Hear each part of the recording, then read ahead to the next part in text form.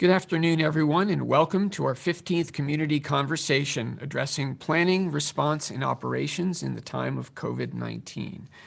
I'm Joe Helble, the Provost in the Star Instructional Studio in Berry Library on this Wednesday afternoon, October 14th.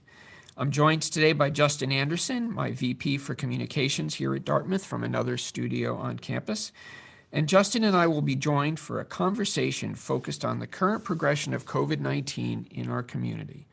Joined by Dr. Lisa Adams, a frequent visitor to community conversations who is in her 18th year as a faculty member in the Geisel School of Medicine, who is the co-chair of Dartmouth's COVID-19 task force, and a specialist in the care and treatment of infectious TB. Dr. Antonia Altomare, in her 7th year as a physician at Dartmouth Hitchcock Medical Center, also an infectious disease physician and until recently DHMC hospital epidemiologist, and Julia Griffin, town manager of Hanover, New Hampshire, a position she has held for the past 24 years, coming to Hanover in 1996 after serving as the city manager of Concord, New Hampshire. Before we begin, I'd just like to apologize briefly for the short delay we had in getting started. We had some technical difficulties, but we are ready now to move forward. We'll follow our usual format today with a campus update, live Q&A moderated by Justin, a conversation with Lisa, Antonia, and Julia, and finally a chance for them to answer your questions directly. Today, I'd like to provide an update on fall term operations and also discuss an early look at winter term planning. Let's start with the fall term and the status of our testing, which is updated daily on our COVID-19 Dartmouth Together dashboard. Testing continues daily in the Leverone Fieldhouse for employees and students alike and is now also operational 1 day per week in Williamson for those working in the Lebanon Medical Research Campus. By all accounts, operations continue to go smoothly at both facilities. Waiting times generally remain small, and if my morning test last week was any indication, adding up each stage of the process, I can't have been waiting more than 1 or 2 minutes in Leverone at most. In most cases, results are being received the day after the sample is taken, consistent with our plan. So I'd just like to say thanks again to all of those who arranged the facility, the process, and the planning and staffing. It truly is going smoothly. As of yesterday, Dartmouth had conducted more than 20,500 student tests with a total of 8 positives, a positive test rate of 0.039%. Counting employees, more than 25,000 tests have been conducted for some 7,950 unique individuals. And as planned, we will continue to test this population at the same frequency through the end of fall term. Now, as many of you know, in addition to monitoring our own data, we monitor the publicly reported testing data of our peers as an indication of how other campuses are managing, paying particular attention to those in similar non-urban environments with comparable regular surveillance testing protocols that look much like the protocol that we have and have had in place at Dartmouth. Most of our NESCAC peers with their smaller student populations remain in the 0.01 to 0.04% positive range, with 2 campuses slightly higher in the 0.1 to 0.3% positive range. UNH and UVM, our state research university peers, have far larger student populations, but have also seen rates remaining low at 0.14% and 0.03% respectively. Now, in comparison, many of you will have seen numbers in the news from private and public universities in other parts of the country that are approximately 15 to 50 times higher, meaning positive test results in the 0.5 to 1.5% range or even above. Now, in comparison, while our numbers and those of our NESCAC, UVM, and UNH peers remain very encouraging, we need to remind ourselves that all of this is happening against a backdrop where case counts are rising nationally, reversing a late summer decline, as well as regionally. New Hampshire and Vermont, in fact, have both seen their positive case count double over the past 2 weeks. In New Hampshire, this represents approximately 1,000 new confirmed positive cases in the most recent 2-week period. While overall case counts in our region remain low relative to most of the rest of the U.S., all of this, the national trend, the regional doubling, is a reminder that we need to continue to remain vigilant, particularly as we enter the northern New England cold weather season. Our announcement just 2 days ago of our first cluster also serves as a reminder that the Dartmouth community is not immune. As task force co-chairs Dr. Lisa Adams and Josh Keniston indicated in their Monday afternoon message, the state of New Hampshire defines a cluster as a group of 3 or more people having active COVID-19 who are linked. Even with overall numbers remaining small, the emergence of such a cluster is a vivid reminder that we are dealing with an infectious pathogen where transmission can and in fact does occur asymptomatically. We are therefore continuing our campus operations at the limited access level as defined on our Dartmouth Together COVID-19 site, and it is an indication that those employees whose work enables them to work remotely should continue to do so for the foreseeable future. Looking ahead to winter term, first and foremost, operationally, we expect winter term to function almost identically to fall term. We anticipate offering the opportunity for residential education to approximately 1/2 of our undergraduate student body, same as fall term, and consistent with the integrated full-year operational plan that President Hanlon and I announced on June 29th. Pre-arrival screening, which is pre-travel screening, will be conducted for all students, same as for the fall term. Arrival week testing, which we currently anticipate occurring on days 0, 3, and 7, will also occur, same as the fall term. Quarantine in residence halls will be required, and present guidelines indicate that it will be for 14 days, again, same as the fall term. Substantial capacity for quarantine and isolation space will be maintained in our residence halls, and all indoor spaces, including indoor dining, will have capacity limits at any one time, group size for activities will be limited, and campus facilities like the library and the gym will be open, but at reduced capacity with rules on masking and distancing, and only for those approved for residential education. Finally, classes will be primarily offered by distance or by hybrid modalities with some in-person components, with Dartmouth departments currently working on finalizing their slate of offerings and more modalities for winter term. Now, I say all this so that you know that, in other words, students, faculty, and staff alike should anticipate that winter term will operate exactly like fall term, albeit with slightly different weather conditions and no outdoor tents. Now, we are looking for ways to provide more opportunity for our students to gather in small groups, both indoors and outdoors. We have heard you, members of the student community and their families, who have expressed appreciation for the opportunities that Dartmouth has put forth in the fall term, from quarantine to the present state of the term, and ask for more opportunities that could engage more students in more structured activities.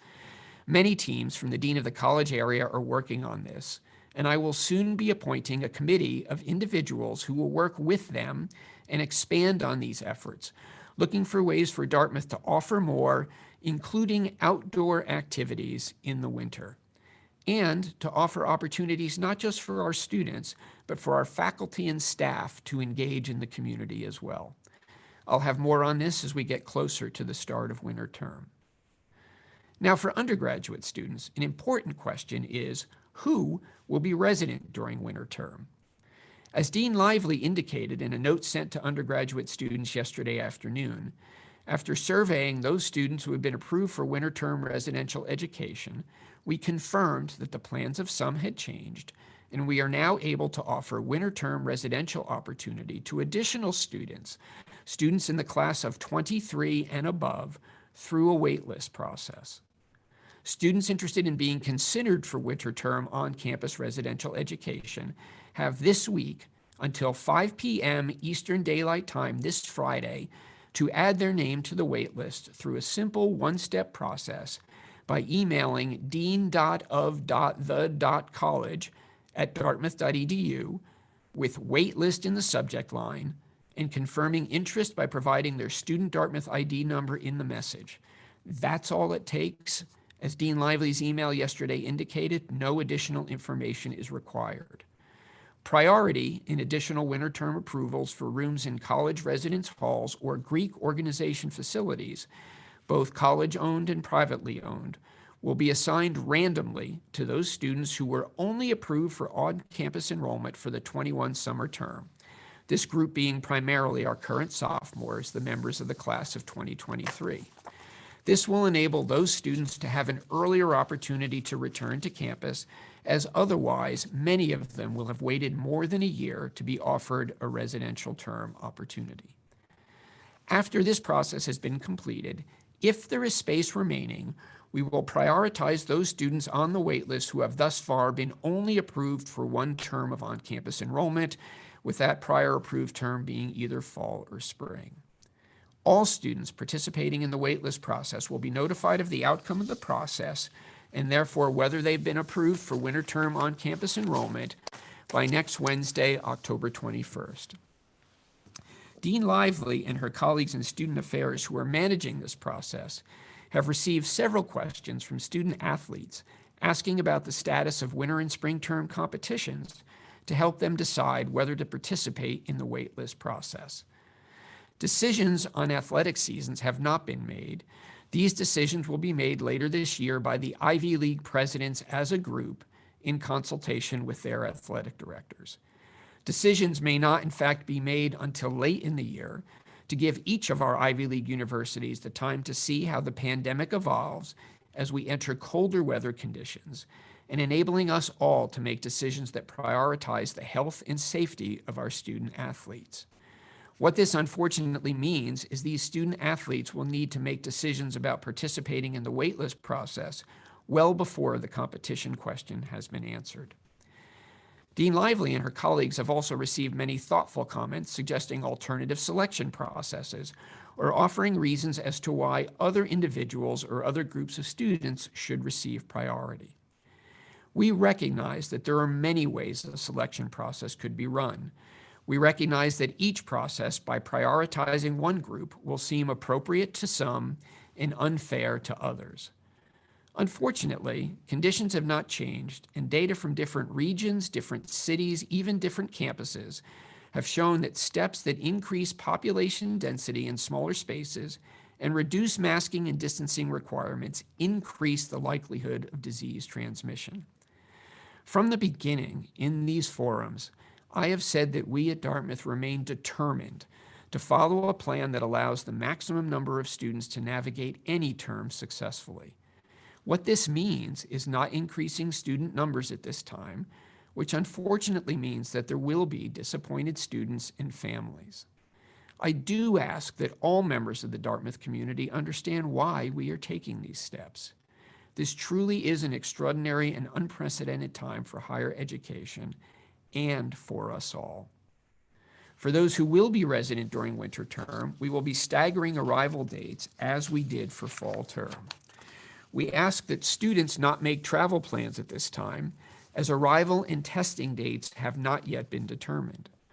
Students will receive housing and assigned arrival dates in November and should defer travel planning until that time. Now, in addition, after consultation with the COVID-19 Task Force, the Academic Working Group, and faculty leadership, including the Deans and Associate Deans of Arts and Sciences Thayer and the Guarini School of Graduate and Advanced Studies, we also anticipate delaying the start of winter term by a few days, most likely to Thursday, January 7th, for undergraduate Thayer and graduate students only. Tuck and Geisel winter term programs will not be affected and will open on the currently scheduled dates. Now, why are we considering this? A delay of a few days in the start of winter term classes for undergraduate Thayer and Guarini students, with an associated delay of a few days in the end of winter term, would enable all of these students to travel back to campus after the holidays, would avoid having large numbers of students in residence halls in quarantine over the New Year's holiday, and would enable us to have the necessary staffing on campus to manage comprehensive arrival week testing that I described a few moments ago. Delaying the start of winter term by a few days would also delay the conclusion of winter term by a few days. The remaining questions that we are exploring before finalizing the calendar for winter term are focused on the need to transition our residential facilities between winter term and spring term residents. Many universities have substantially reduced the length of their spring term break because it's a mid-semester break, not a between semesters break. Students in those universities return to their same rooms. For us, the quarter system means that there will be substantial undergraduate student turnover, with first-year students returning to campus during that break week, and we need to ensure that we have the staffing and sufficient time to make the transitions work.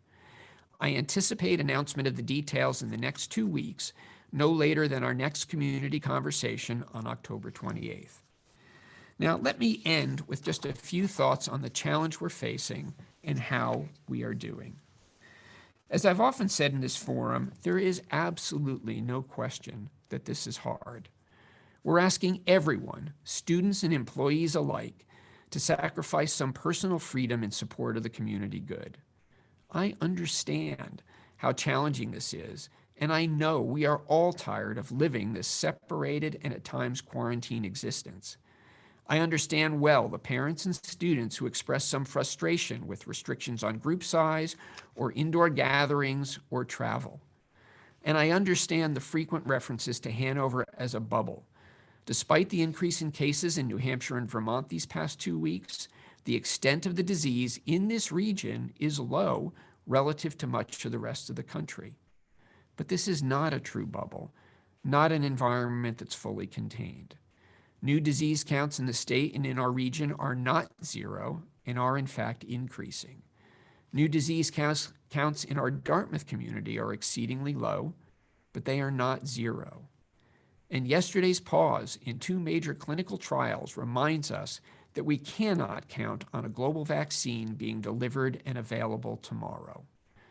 This is not a time to step back from the measures that have helped us navigate this pandemic, this global pandemic, this well, this far. It's worth remembering for all of us that this disease truly can be devastating. To put it in context nationally, we've already lost in 9 months of COVID more than half the number of people that we lost in all of World War II. We've already lost more than we did as a nation through the entirety of World War I, the Vietnam War, 9/11, and Operations Enduring Freedom and Iraqi Freedom combined. I don't say this to paint a bleak picture. I say this to ask all of us to summon our resolve. We have had cases in our community, and we do now, and thus far there is no indication of widespread contact, no need for widespread quarantine. The actions we have been taking as a community collectively are working. I wish I could promise that winter term would be more flexible. If there is the ability to make it so, supported by public health data and guidance, we will do so. But if not, I am going to be sitting here and asking for continuing sacrifice for the good of the whole from this community. So I ask you, in addition to participating in regular surveillance testing, please complete the temperature and self-assessment or TSA screening every day if you're working or living on site. Maintain 6-foot social distancing. Avoid large group gatherings. Follow travel restrictions. We will get through this, and we will be better for it, having done so as a community. Wear those masks. I so look forward to celebrating that moment with all of you when this is behind us. But until then, we do have work to do. Thank you all for everything you are doing to engage our students and work as part of a community and keep this community safe. Justin, over to you. I look forward to hearing a few of the questions that might be on people's minds. Thank you.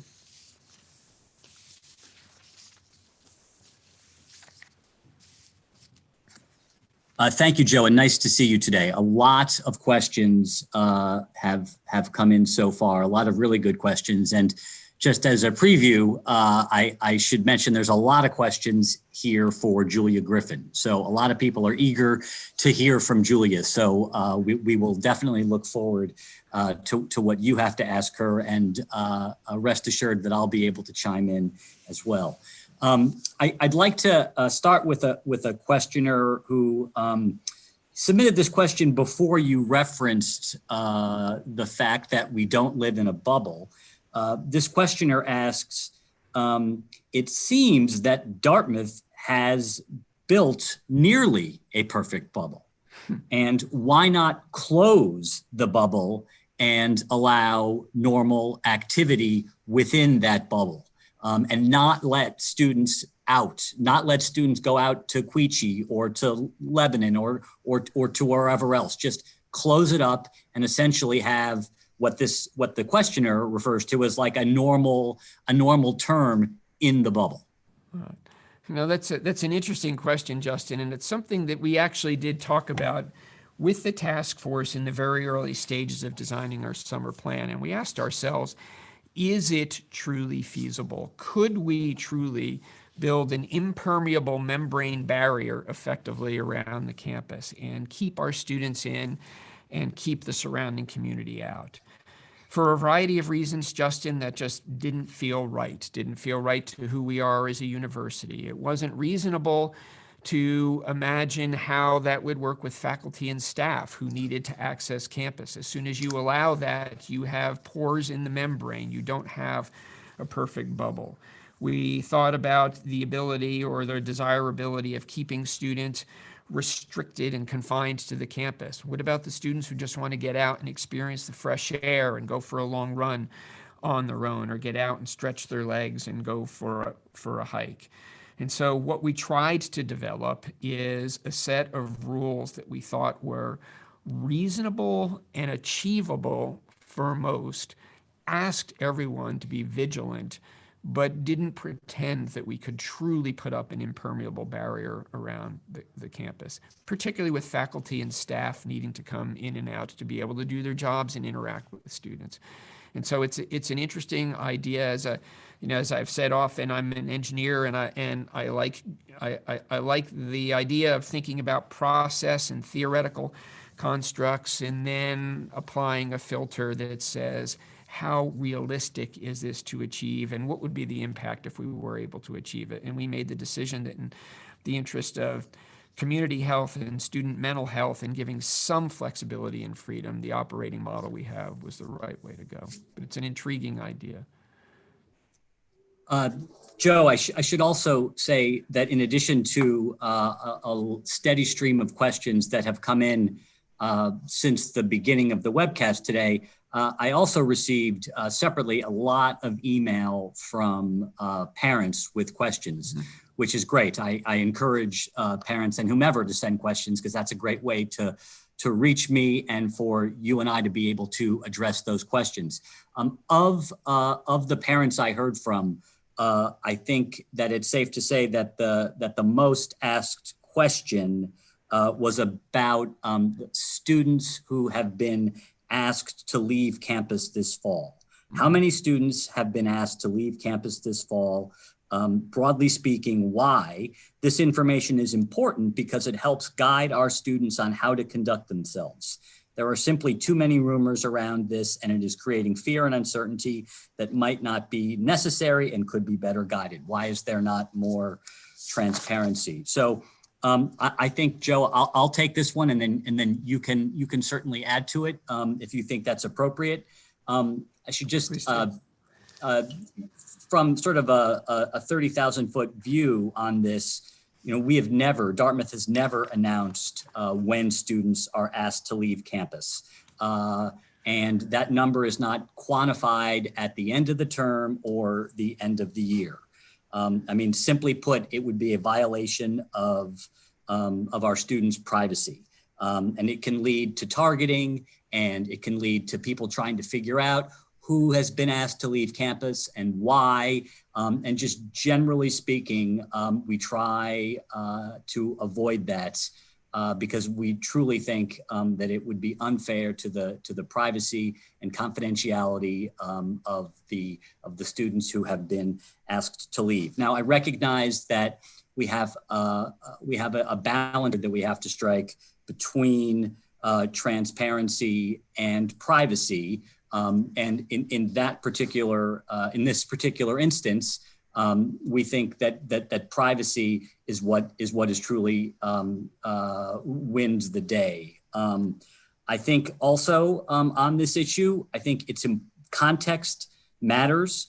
It's extremely important when the event that would lead to someone being asked happens. There is, as I think everyone knows, an ever-evolving public health situation, and what is happening on any given day, week, or period of time is going to determine sort of how we respond to what are brought to us as potential violations. Also important to know that the dean of the college takes those reports very seriously and evaluates them as fairly and rigorously as they can.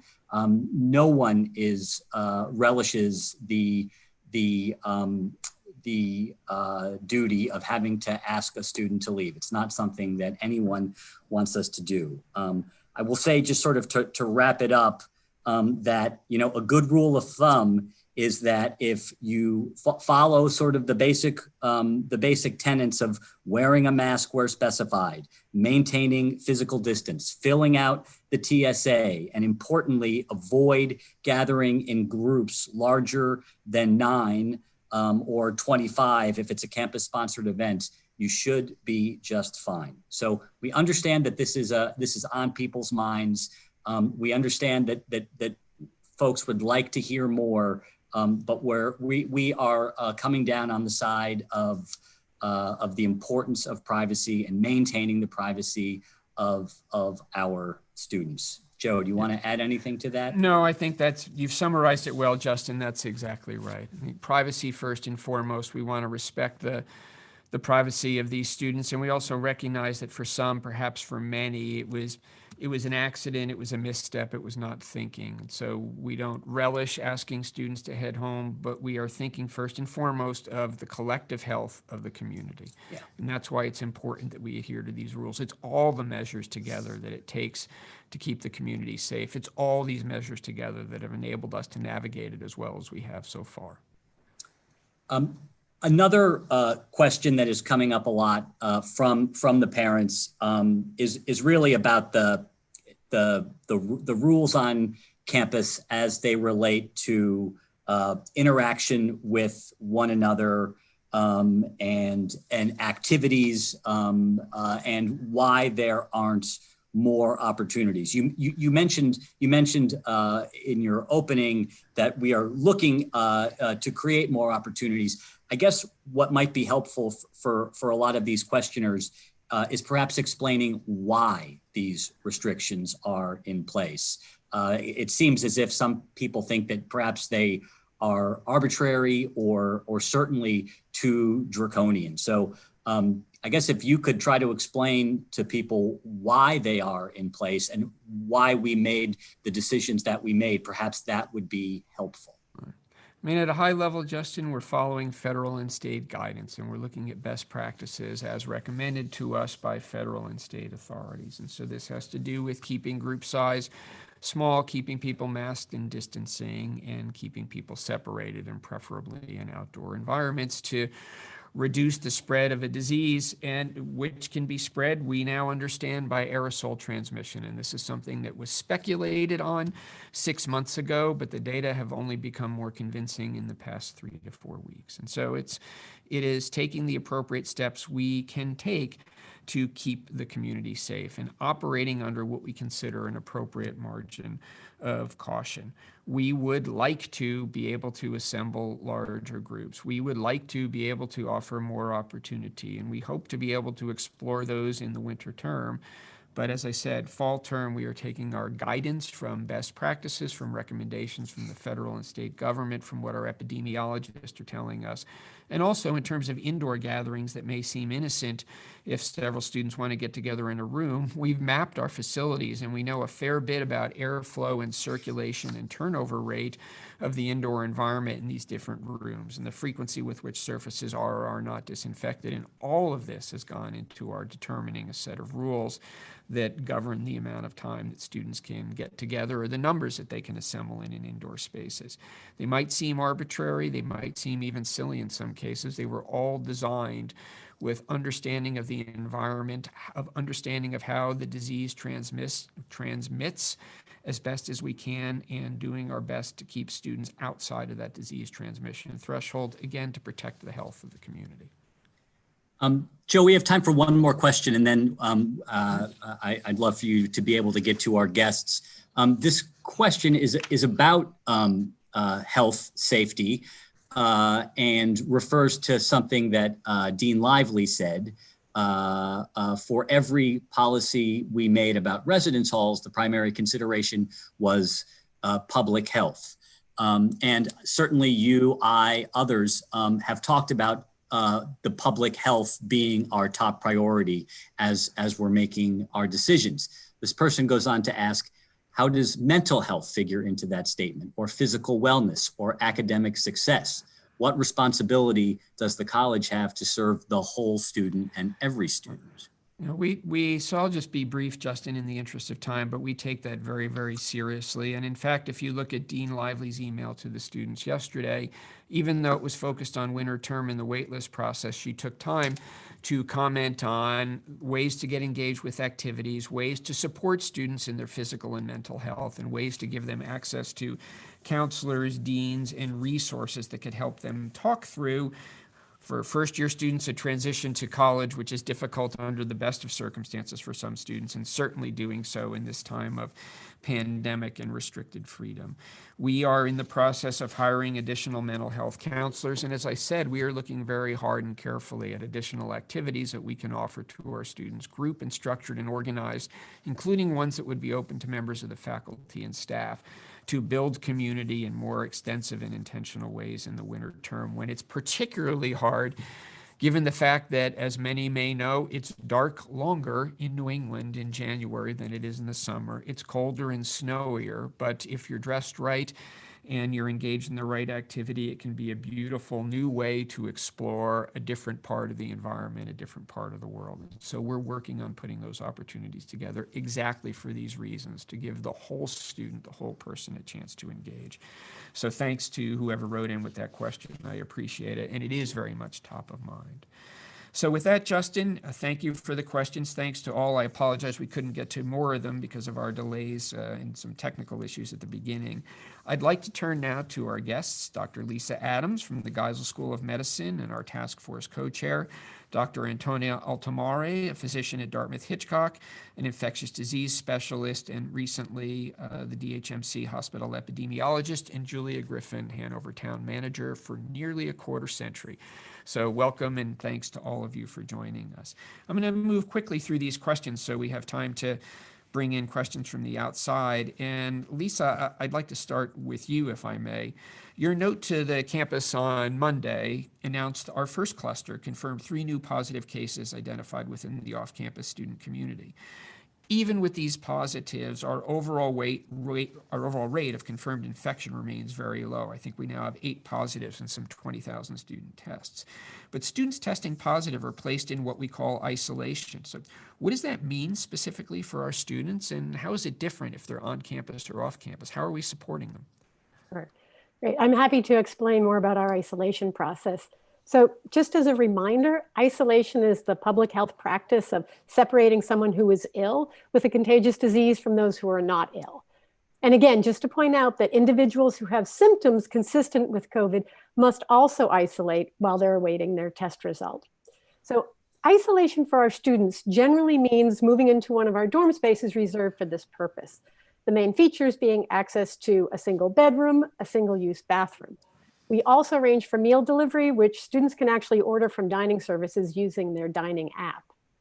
Now, students who are living off campus may be able to safely isolate in their off-campus home, but if not, all off-campus students, whether they're an undergraduate, a graduate, or professional student, are offered the option to isolate on campus. Whether they can safely isolate off campus or not is determined through a discussion with our college health services team. And of course, the same guidelines would apply. They need to have access to a single bedroom, a single-use bathroom, and a way to get meals or food delivered.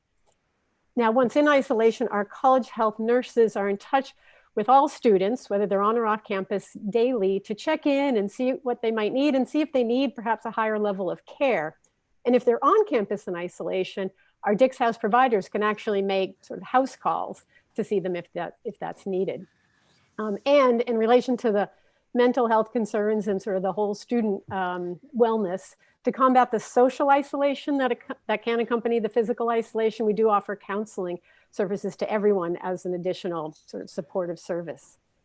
Now, I will say we know isolation can be challenging, especially when someone is not feeling very ill. And our students, like most young people with COVID, typically have very mild symptoms or in some cases, no symptoms at all. So I have to emphasize that we really have appreciated our students' good spirits and compliance with the strict isolation practices as part of their commitment to protecting their roommates, their floor mates, and the broader Dartmouth and local communities. Great. That's great, Lisa. Thanks. And thanks also for the comment on supporting the students' mental health. It ties in nicely with the last question that a listener had asked of me. Antonia, I'd like to turn to you now, and I've got a question or two about spread of disease in the Upper Valley. But before turning to that, this is your first time with us on Community Conversations. So if you don't mind, I'd like to ask you just about your recent role at Dartmouth Hitchcock Medical Center. What does it mean to be the hospital epidemiologist? Sure. So in general, epidemiology is a branch of medical science that deals with incidence, distribution, and control of diseases in a population. But specifically to the hospital, the utmost priority is really the health and safety of the patients as well as the staff and employees that work there. So tracking infections that one would acquire because they came to the hospital, but not the reason they came to the hospital. So trying to really lessen the impact of any of these unintended harmful consequences of being in the hospital. That's on the patient side. And of course, on the employee side, it's preventing exposures to the employees and infections that could happen in our staff. Right. That's great. And it's gone extraordinarily well, as I understand. We had Joanne Conroy with us as a guest a few months ago, and she was quite proud in saying that the rate of transmission within the hospital has been essentially zero, which is extraordinary given the number of patients that you've seen over the past 6 months. So if you're responsible, well done. Turning to the spread of disease in the Upper Valley over the course of the pandemic, what can you tell us? What trends are you seeing in the geographic areas that DH supports, and what indicators are you paying attention to? Yeah, so I think everyone has noticed recently, like most of the other states in the United States, that case rates and numbers are going up. And in fact, the majority of our cases throughout this pandemic really have been in our southern region, really the more populated areas like Manchester, Nashua, and the larger counties where we just have more dense population. Some of the things that we track really are the number of cases by population. That way we can get a rate and standardize it and be able to compare across states. We look at hospitalizations because that's certainly a surrogate for severity of infection and rising cases. And then we look at our percent positivity rate of all tests being done. And this has been very helpful for two reasons. One, are we actually doing enough testing, and do we really know our prevalence in our community? And two, when we start seeing that rate go up and we think we are doing enough testing, it really means there are more cases. And we have always been in the 1% range. And if you get down into more granular details, we are actually increasing, and the most recent percentage is 1.3%, although that doesn't seem like a lot. That 0.3% more in a state our size actually means a lot. So our rate is certainly going up, and those are kind of the big three things we look at. Great, thank you. So Lisa, I'm sorry, Julia, I'd like to turn to you now and think a little bit more locally and think very specifically about the Hanover community or the Hanover core of the Upper Valley. I won't ask you about specifics for any students, but certainly we all know from reading the Valley News recently and hearing reports from colleagues in town that there have recently been cases reported in the Hanover and also in the Lebanon schools. Can you tell us how these cases came to light to the extent that you can, and how the system, the schools, the town, and the local healthcare community have responded? How are we addressing these? So these cases began to crop up about a week ago, Joe. We previously had 2 cases in the Hartford, Vermont school district right across the river about 3 weeks ago. And then within the last week, we had 2 cases that showed up in the Lebanon school district. Then last Friday, we had our first case at the Ray School, Hanover's elementary school. Then a case in the middle school, Richmond Middle School in Hanover. And now a 3rd case in the Ray School has cropped up. We also have 1 case in the Marion Cross Elementary School in Norwich. So that's a total of 4 cases in our public school system, 2 cases in our neighbor Lebanon to the south, previous 2 cases across the river in Hartford, Vermont. There's very, very close coordination in this region across the school district, superintendent's offices, school principals, school nurses, our health officers. We all work very closely together, and we also work closely with both state departments of public health, both in the reporting and the contact tracing work that's going on, and particularly in Hanover, coordinating very closely with our school principals and school staff, administration staff, and decisions regarding isolation, quarantine, what classrooms perhaps should be quarantining, and what notification procedures we need to implement. Okay, great, thanks. So let me step back to, I'm going to have another question or two for you, Julia, but let me step back to Antonia and in some ways build from that and that response. And Antonia, you touched on this a bit in your last answer, but although the totals in the schools and in the region remain relatively low, the number of confirmed cases, as I said earlier in my remarks, has doubled over the past 2 weeks in both New Hampshire and Vermont. What do you attribute this to at a high level? And are there any additional measures that you would like to see the state or the region take in response? So as a result of the state's investigation of these cases, we know that the majority of these cases are actually happening in small clusters. So these are people that are either within families or close contacts of families, and they think it's attributable to increasing small gatherings that are happening. People have been really good about avoiding large gatherings, but as a result, now people are gathering in their own homes with maybe a few more people, and as more people gather with more people, you start having this exponential increase in exposure opportunities. So there's that, and then there's just known contacts with other cases that seems to be importing it in. I think, a lot of our increase is probably due to the feel of what happens when we started opening back up. Restaurants going from 25% capacity to 50 to now full capacity.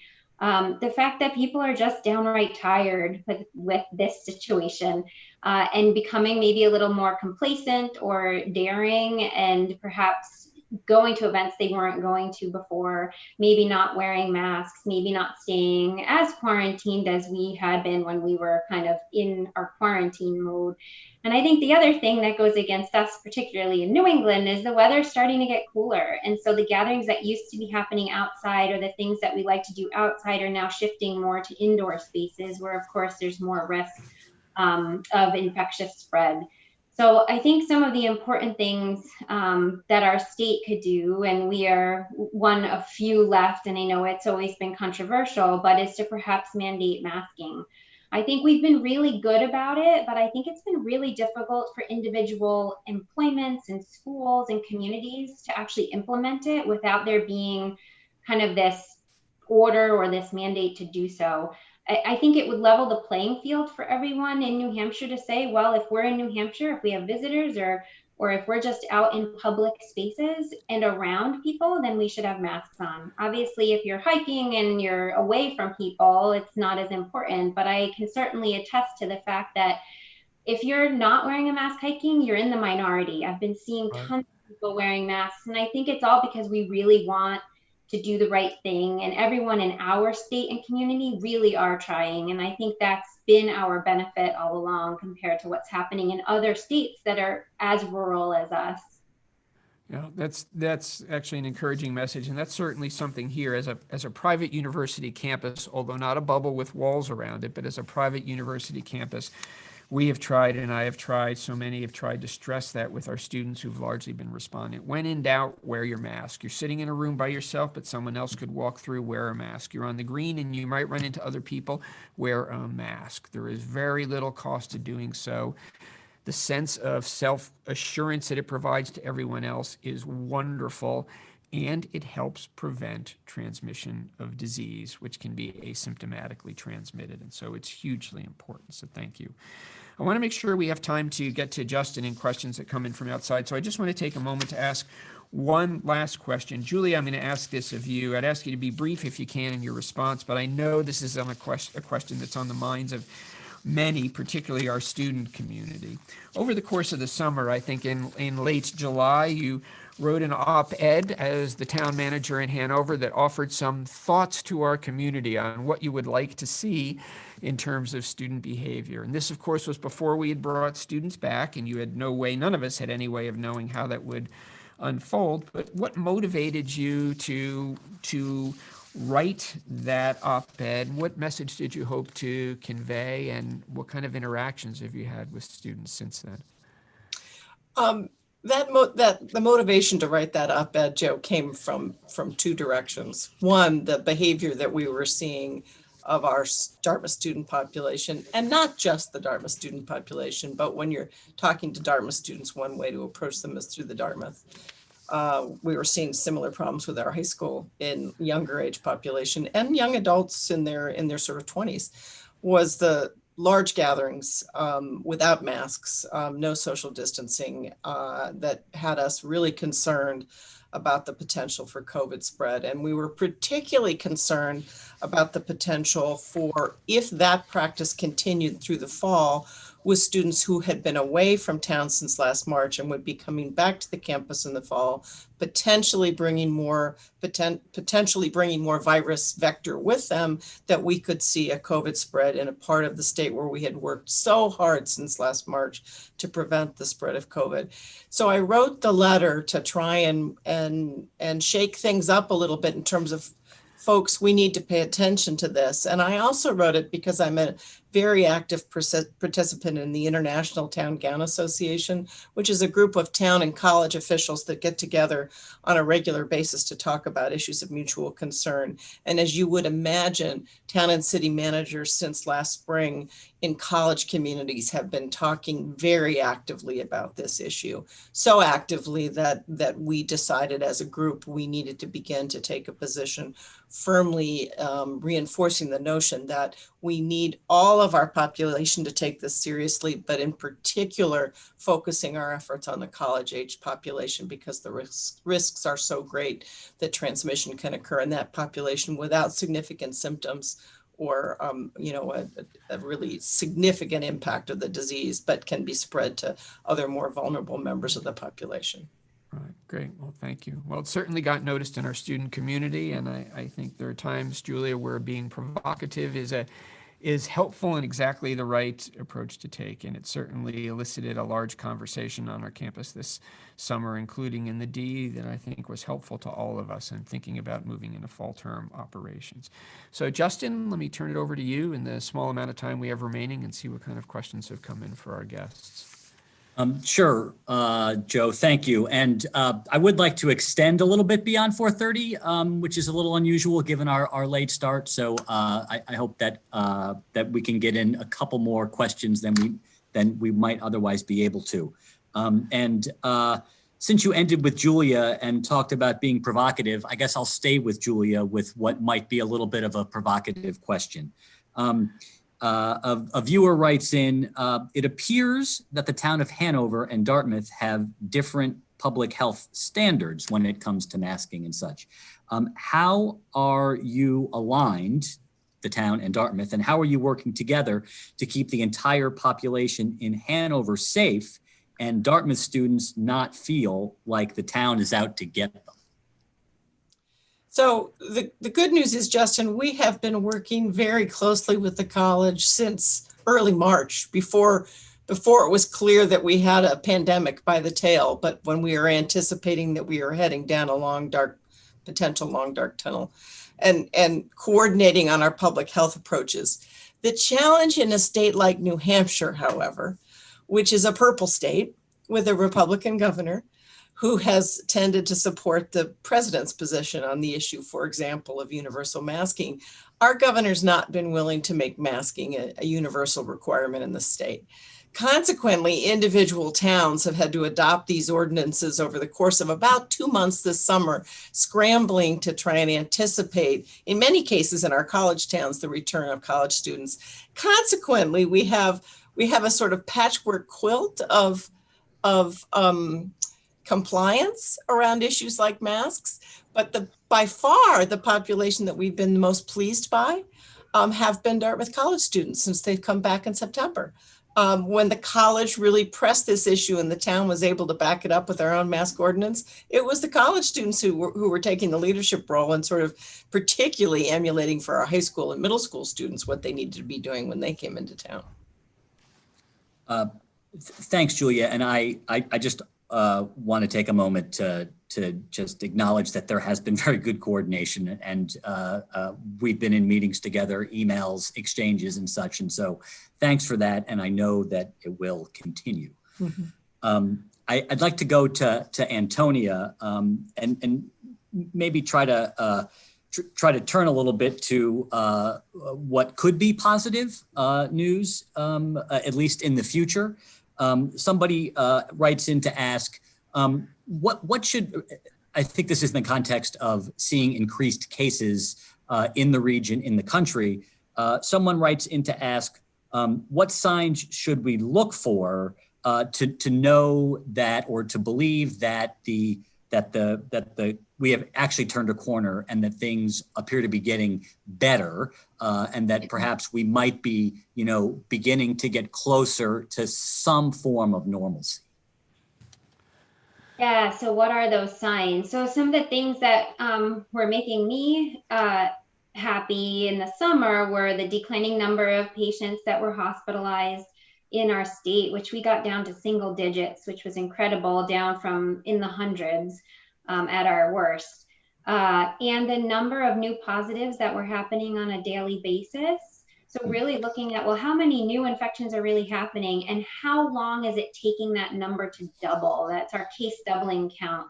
We went out a couple weeks where it was taking 7 to 14 days as opposed to just a few days to double. And so that slowing of the infection rate is certainly a clue, as is the number of patients being hospitalized. I think when people ask me how long is this going to go on, I don't think it's going to be a switch turning off. I think this is going to be a very slow, long process, but I do think there will be an end eventually. I just think we need to accept right now what might be the new norm to get us through this with the least amount of harm to ourselves and those around us. Lisa, if I could go to you, a questioner asks whether we can elaborate on staff positive cases, and observes that there appear to be people who are positive who were not tested, or who did not appear to contract the virus on campus. Basically, the question is, should we be concerned about community spread? Well, I think, as Antonia mentioned, and Joe mentioned too, we are seeing increased community transmission that's been confirmed by both New Hampshire and Vermont health departments, which to me, again, is just a message about doubling down on all the things that we've been doing to keep ourselves safe, that we were doing throughout the summer, and to really be continuing those fastidiously throughout the fall. I think, again, we know there's community transmission. We have to be prepared for that. And that is something, frankly, that I think, as we've also said, is something that we would expect to happen with the change in season and shift to more indoor time. I do think our testing protocols, our testing schedule, by identifying cases in employees, shows that it's working. We are identifying cases very early on. We're able to make sure that people are isolating, perform contact investigations quickly so that contacts are able to quarantine and be tested promptly. So I feel like our system is working, our process is working and doing all the right things that it should be doing, so that we are able to react quickly and do what we can to halt transmission in the cases that we identify. Julia, I'd like to go back to you for one last question, and that seems fitting because as the representative of Hanover, whether you work at Dartmouth or attend Dartmouth or work at Dartmouth Hitchcock, as Antonia does, or are a viewer in the community, we are bonded by our link to the town of Hanover. And one person writes in a question specifically for Julia Griffin: how are you addressing the potential for transmission in the town of Hanover, particularly with restaurants operating at least as this person describes, at full capacity? Good question, Justin. Something that we worry about. And quite frankly, we have an awful lot of folks in the Upper Valley who, even if a restaurant can operate at full capacity, once we close our outdoor dining and they're reverting to indoors, I think people aren't going to patronize the restaurants by sitting in. So we're actually working with a restaurant group on a couple of drive-through takeout options, one-stop shopping, as it were, for individuals who want to order a takeout meal and know it's available for pickup in one location rather than having to dash into each restaurant, to enable us to continue to support our downtown restaurant community without feeling pressure to dine in. Because as I said, I'm concerned that the dining in option is not going to be particularly successful. One, because people are uncomfortable, and two, because I think we may see more community transmission, which is what we want to avoid. So takeout, curbside, really important. We're trying to enhance the opportunities for our downtown restaurants. Thanks a lot, Julia. And thank you also to Lisa and Antonia. That was really interesting and helpful. And to our viewers out there, again, apologies that we had technical difficulties at the beginning. We promise that won't happen next time. Right, Joe? Right, Justin. We'll hold you to that. All right. Well, let me add my thanks, Julia, Lisa, and Antonia, for a very helpful and engaging discussion on the health situation and the measures that we're taking in the community. It's extraordinarily informative, and I know matters a lot to people in the Dartmouth community and the surrounding Upper Valley region. And let me just finish with another word to our viewers, and just a reminder that we all acknowledge how challenging this is. And I simply ask, we all ask, for your patience and understanding with the restrictions, for your understanding of why we are operating the way we are, operating to ensure the maximum potential for a successful fall term and a successful winter term return. And I also ask to every member of the Dartmouth community, particularly when things seem particularly challenging in a moment as winter approaches, I ask you to picture that gathering, picture that moment, whether it's going to be next June at commencement or later in the summer or sometime next fall. But when we get through this, when we will get through this, when we gather as a community and we have the opportunity to be together in one place, maybe on the green, and celebrate what we have collectively done to navigate this year successfully and return to normal operations, how extraordinary that's going to feel, having done so as a community. So thank you for your engagement. Thank you for your support. Thank you for everything all of you are doing to help enable continuity of our education for our extraordinary students. That's all for this week. We look forward to seeing you again in 2 weeks on October 28th. Until then, everyone, stay safe and stay well. We'll see you in 2 weeks.